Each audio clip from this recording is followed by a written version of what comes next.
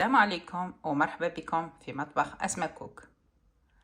اليوم جبت لكم وصفة رمضانية كامل الجزائريين تكاد لا تخلو طاولة جزائرية من هذه التحلية،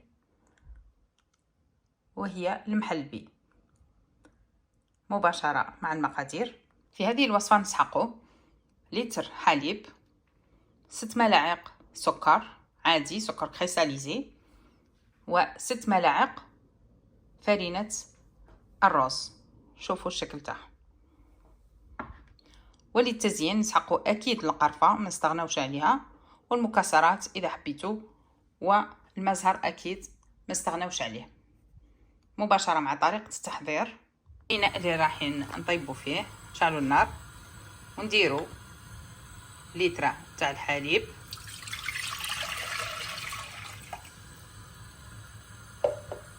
نضيف لها 6 ملاعق تاع السكر و6 ملاعق نتاع فرينة الرز، ونخلطو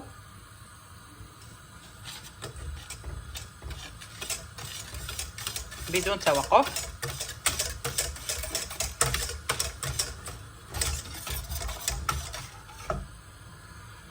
حتى يختار لينا الخليط.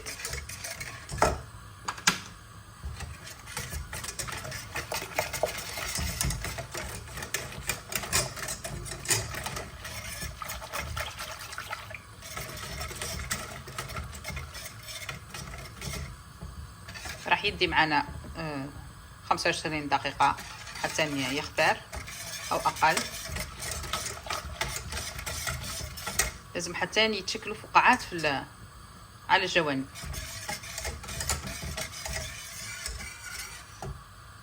ها هم تشكلوا لنا الفقاعات. نتوقفوا على التحريك ونطفيو النار. نضيف 3 ملاعق إلى 4 ماء الزهر ونخلطوا ونديروهم في لي غامكان تاعنا.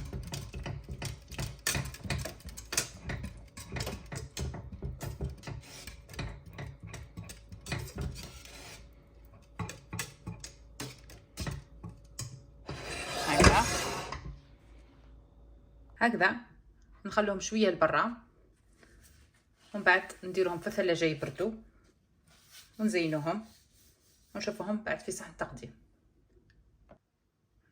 نزين معكم هذه.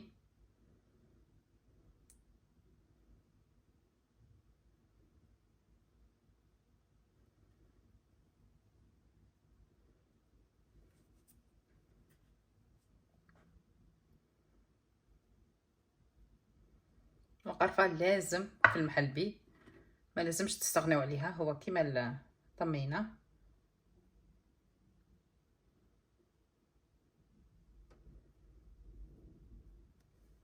هكذا نديرو حبات نوات كاجو او اللوز او الجوز كيما تحبوا، هكذا، ونشوفوهم كامل في صحن التقديم. اذا ها هو المحلبي تاعنا، التحليه رقم 1 في الجزائر.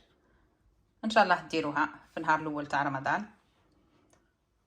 تحبوا ديروا الرز اللي يتباع او تشروه وتغسلوه وتنشفوه من بعد ترحيوه، يعطيكم نفس النتيجه. ما ترحيوهش بلا ما تغسلوه، لخاطر فيه هذيك لافارين تخليه يتماسك اكثر، ما يكونش مليح، ما يكونش كريمي. اما بالنسبه الرز، فرينة الرز اللي استعملتها انا، استعملت هذه كريمه. هذه تجي في لتر واحد من الحليب، 120 غرام، هي 6 ملاعق. والآن لحقنا إلى نهاية الفيديو. دمتم في رعاية الله وحفظه، وإلى اللقاء مع وصفة أخرى إن شاء الله. مع السلامة.